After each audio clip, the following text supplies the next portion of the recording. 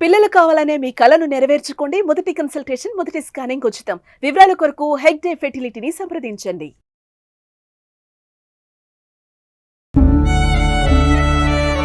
వరుస సెలవులు రావడమే ఆ కుటుంబానికి శాపంగా మారిందా? సాయంత్రం 4 గంటలకు వాళ్ళ అమ్మ తిరిగి వచ్చేసరికి బాబు ఇంటికాడ లేకపోవడంతో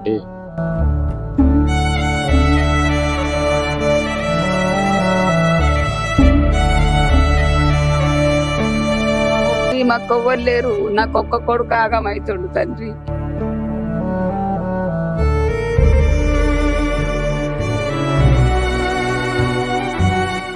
నమస్తే, వెల్కమ్ టు సుమన్ టీవీ. ప్రాణం తీసిన పతంగి చెరువు కుంటలో పడి బాలుడు మృతి. వరుస సెలవులు రావడమే ఆ కుటుంబానికి శాపంగా మారిందా? అవుననే అనిపిస్తుంది. పూర్తి వివరాల్లోకి వెళ్తే సిద్దిపేట జిల్లా కేంద్రంలో లెక్చరర్ కాలనీలో ఆలెపు లింగము పద్మ రోజువారీ కూలి పనులు సాగిస్తూ జీవనం సాగిస్తున్నారు.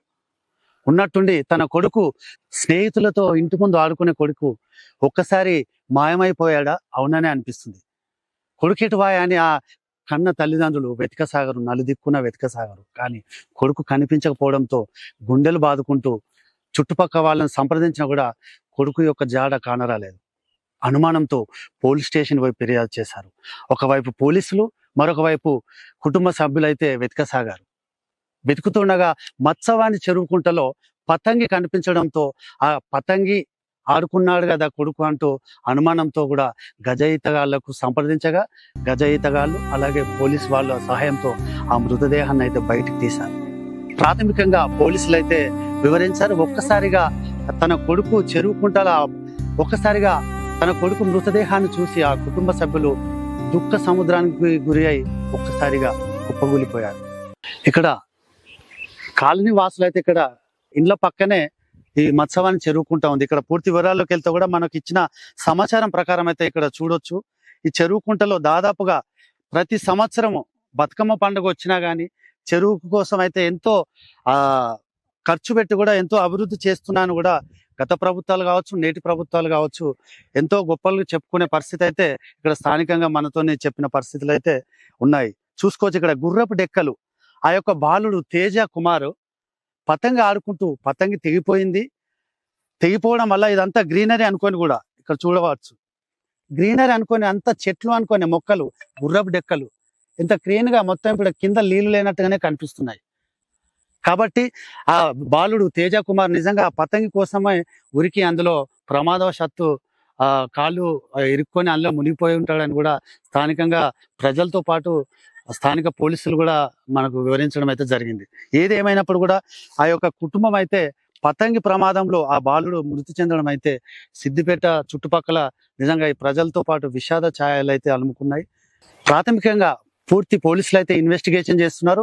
నిజంగానే ప్రమాదవశాత్తు పడి బాలుడు మృతి చెందాడా, ఇంకేమన్నా కారణాలు ఏమన్నా ఉన్నాయని కూడా మనం పూర్తి వివరాలు తెలుసుకునే ప్రయత్నం అయితే చేద్దాం. ప్రస్తుతం అయితే సిద్దిపేట పట్టణంలోని లెక్చరర్ కాలనీకి వచ్చాము. ఆలెపు లింగము పద్మ వాళ్ళ ఇంటి దగ్గరికి అయితే వచ్చాము. తేజ కుమార్ అసలు ఎలా మరణించాడు, అసలు దీనికి గల కారణాలు ఏంటి అనే విషయాలు పూర్తి వివరాలు కూడా మనం అడిగి తెలుసుకుందాం. చూసుకోవచ్చు ఇక్కడ వీళ్ళు చూస్తున్నట్టయితేనే చాలా పేదరికంగా ఉన్నట్టుగానే అనిపిస్తుంది మనకి. ఇక్కడ చూద్దాం, అసలు మరిన్ని వివరాలు అడిగి తెలుసుకుందాం. ఇక్కడ ఏదేమైనప్పుడు కూడా ఒక కన్న కొడుకు మరణించడం అనేది వాళ్ళకు తల్లిదండ్రుల ఒక దుఃఖ సముద్రంలో మునిగిపోయారు. వాళ్ళ అమ్మతోని మాట్లాడదాం. అమ్మ చెప్పండి అమ్మా, అసలు ఎలా జరిగింది మీ తేజ కుమార్కి ప్రమాదం? ఎట్లా జరిగింది అసలు? మీరు ప్రమాదం జరిగినప్పుడు లేరా? అసలు ఏంటి? నేను పనికి వెళ్తా, మూట పనికి, కూలి పనికి వెళ్ళి నేను వచ్చే వరకు సాయంత్రం 4 గంటల నుంచి మొత్తం ఎతికినాం ఇక్కడ అంతా. పతంగికి వెళ్ళిండు అంటే అక్కడనే అంతా తిరిగినాం కానీ దొరకలే నా కొడుకు అంతా తిరిగినాం కానీ దొరకలే నా కొడుకు. పతంగికి వెళ్ళి అది వీళ్ళ ఇల్లు కాదు నా కొడుకు అనితడే. నా కొడుకు పతంగి కని పోయిండు నా అమ్మ. ఎవరు ఎన్నో తరగతి చదువుతున్నామా కొడుకు? ఎన్నో తరగతి చదువుకుంటుండు. 12 సంవత్సరాలు ఉన్నాడు నా కొడుకు. అంటే వీళ్ళు మీ కొడుకును పాపని ఇంటి దగ్గర వదిలిపెట్టి వెళ్తా సెలవులు రావడం వల్లనే కదా. సెలవులు రావడం వల్లనే, మళ్ళీ ఒకటి పతంగుల వల్లనే. నా కొడుకు పతంగం చూసుకుంటూనే పోయిండు. నా కొడుకు ఇక్కడ తేజు వాళ్ళ చెల్లె ఉంది. చెప్పురా, నీ పేరేం పేరమ్మా? ప్యూలా. ఏంటి మీ అన్న ఏమని చెప్పి బయటకు వెళ్ళిండు? ఏమి చెప్పాల, ఫ్రెండ్ వాళ్ళ ఇంటికి పోతున్నా అని చెప్పిండు. ఆ తర్వాత వానికి ఇంటికి వచ్చి ఆగమాగం తినిపోయిండు. నాకేమి చెప్పలేదు. తిని పోతే మళ్ళీ రాలేదు ఇంటికి. 4 నుంచి స్టార్ట్ చేస్తే దొరకలేదు. పతంగి తీసుకొని పోయిందా? ఒంటరినే పోయిండు. పతంగి కొనుక్కొని ఆడుకుంటాను వెళ్ళింది. అమ్మమ్మ డబ్బులు ఇచ్చిందట ఆడికి వెళ్తే. ఆయన తప్పనిసరి దొరుకుతూనే లేడు. పోయేటప్పుడు నీకు చెప్పలేదా మరి? చెప్పలేదు.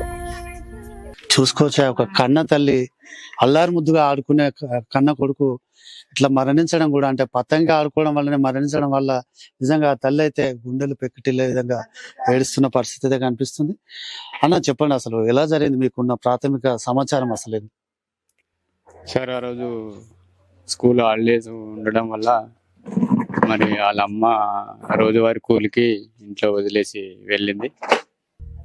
ఇక సాయంత్రం 4 గంటలకు వాళ్ళ అమ్మ తిరిగి వచ్చేసరికి బాబు ఇంటికాడ లేకపోవడంతో మొన్న బాబు ఎటు వెళ్ళిండు, పాప ఉన్నదని ఇక్కడ వాడగట్లో వాళ్ళందరి పిల్లల్ని వాళ్ళని వీళ్ళని అడుగుతుంటే గాలిపటం పట్టుకొని ఇట్లనే వెళ్ళిండి అనే సమాచారం అందింది. అందిన బట్టి మేము ఇదంతా కుంటలు కానీ బావులు కానీ ఎత్తుకులాడుతున్నాము.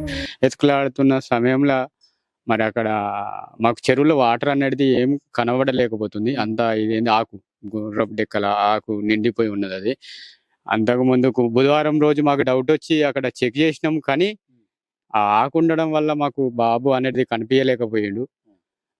మరి సార్లు కానీ పోలీస్ సార్లు కానీ వచ్చి మాకు బాగానే సహకరించారు, మాతోటి తిరిగిర్రు.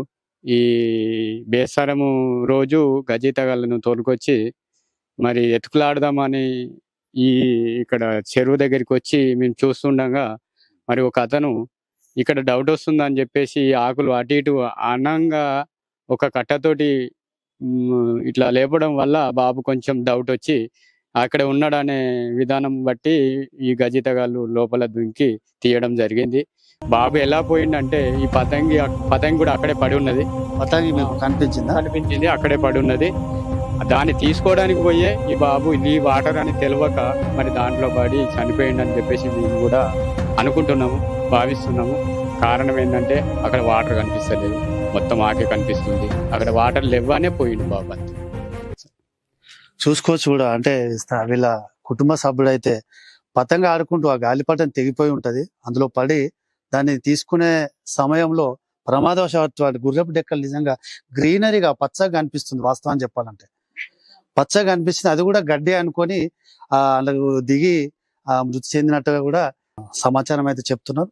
చెప్పండి, అసలు అంటే పనిపోయేటప్పుడు జాగ్రత్తలు తీసుకోమని ఏమన్నా చెప్పారా లేదా? అంటే రోజువారీ రెగ్యులర్ గా వెళ్తారేమో, బట్ ఎందుకు అట్లా మీరు నిర్లక్ష్యంగా వ్యవహరించినట్టుగా అనిపిస్తుంది? నిన్న మొన్న ఈ స్కూల్కే వెళ్ళిండు, సెలవు కాబట్టి వచ్చి ఇక్కడ ఆడిండు. ఆడి పిల్లలతోటి అక్కడ పోయి గాలిపటం వేసిండు. అయితే అది ఏర్పడతలేదు, గుండు ఉన్నది. ఆ గుండు చూద్దాము, అది ఆయనకు జారుతుందని తెలియదు, అంత గడ్డి ఉన్నది అక్కడ. ఆ గడ్డి ఉండుట్లా ఆయన అక్కడికి మంచి జాగానే అని చెప్పి ఆయన వెళ్ళే వరకు అలా గుండు కాడికి వెళ్ళి జారి అక్కడనే పడ్డాడు. మేము 4 సార్లు 5 సార్లు అక్కడనే ఎంకులాడినాం కానీ గడ్డి ఉండుట్లా మాకు తెలియలేదు, అది వలం ఉండుట్లా తెలియక ఈ 3 రోజుల నుంచి అక్కడనే ఎంకులాడుతున్నాం కానీ కనపడతలేడు. అయితే దాదాపు ఆయనతో ఫ్రెండ్స్ ఉంటారు కదా, స్నేహితులు. మరి స్నేహితులు కూడా ఇప్పుడు రోజు అయితే రెగ్యులర్ గా ఆడుకుంటారు పిల్లలు అన్నప్పుడు, మరి ఆ ఫ్రెండ్స్ చెప్పలేదా? ఆ ఫ్రెండ్స్ చెప్పలే మాకు, అక్కడికి పోయిండు అక్కడ పడ్డాడు అని చెప్పలే. అయితే అక్కడ పోయినాము ఆడినాం అన్నారు కానీ ఈ ఏరియాలకు వచ్చినామని చెప్పలేదు. అందు గురించి ఇక మేము ఆగమాగం తిరుగుడు పెట్టినాము. చెల్లు, గుంటలు, నీళ్లు, బాయ్ అన్ని ఎత్కంగా ఆ రోజు మనకు అక్కడ కనబడ్డాడు. చూసుకోవచ్చు. అయితే దాదాపుగా స్నేహితులతో ఆడుకోవాల్సిన కొడుకు ఉన్నట్టుండి కూడా, అంటే ఇంటిగా రోజువారీ రెగ్యులర్ గా స్కూల్ పోతారు, సాయంత్రం కానీ ఆడుకుంటారు కావచ్చు. అదే విధంగా కూడా వీళ్ళ తల్లిదండ్రులు కావచ్చు నమ్మి వాళ్ళు రోజువారీ కూలీ చేస్తేనే వాళ్ళ పొట్ట గడుస్తుంది అనే వీళ్ళ పరిస్థితి అయితే ఉన్నది. పని పోయి వచ్చేసరికి కూడా కొడుకు కనిపించకపోవడంతో కూడా చుట్టుపక్కల వెతికి స్థానికంగా ప్రజలు చెప్పిన దానికి ఇట్లా పతంగి ఆడుకుంటూ అటు వెళ్ళిండు అనే సమాచారంతో వాళ్ళైతే వెతికి పోలీసులకు సమాచారం ఇవ్వడం వల్ల కూడా గజాయితగాల సహాయంతో ఆ మృతదేహాన్ని అయితే తీయడం జరిగింది. ఏది ఏమైనప్పుడు కూడా వీళ్ళకి ఎంతో కొంత అంటే వాళ్ళ పరిస్థితి చూసినట్టయితే కొంత ఇబ్బందికరంగానే ఉన్నట్టుగా అనిపిస్తుంది. ఫైనల్ గా మీరు ఏం కోరుకుంటున్నారమ్మా? అంటే ఒక ఆడపిల్ల ఆమె చెప్పాలంటే ఒక ఆడపిల్ల కన్న కొడుకు చనిపోయాడు, ఒక ఆడపిల్ల ఉంది. సాయం చేయమని మేము ఎడుతున్నాం తండ్రి. మాకు ఎవ్వరు లేరు. నాకు ఒక్క కొడుకు ఆగమైతుండు తండ్రి. నాకు 2 బిడ్డలు అయితే ఒక బిడ్డ ఎన్నడో చచ్చిపోయింది. ఒక మనమడు ఆ మనమని చదివినా ఈ మనమని చదివినా నాది పేరు లేదు తండ్రి. మాకేమన్నా సహాయం చేయండి తండ్రి. గాడి పిల్ల ఉన్నది బాధ్యను, ఆమెకు భర్త లేడు, పోదామంటే ఇల్లు లేదు నాన్న. ఇది కిరాయిలేనా? కిరాయి వెళ్ళే బాధ్యను మేము ఏమీ లేదు. అక్కడ కిరాయికే ఉంది, నా బిడ్డ కిరాయికే ఉన్నదా అయ్యా.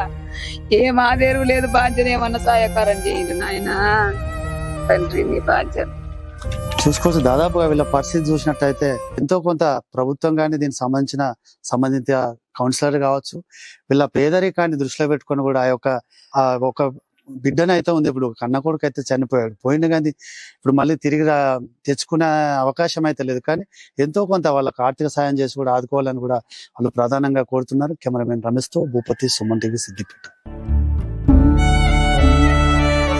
వరుస సెలవులు రావడమే ఆ కుటుంబానికి శాపంగా మారిందా?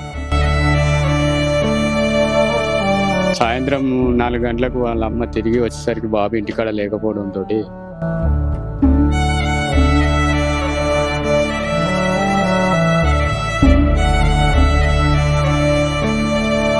మాకు ఎవ్వరు లేరు. నాకు ఒక్క కొడుకు ఆగమైతుండు తండ్రి.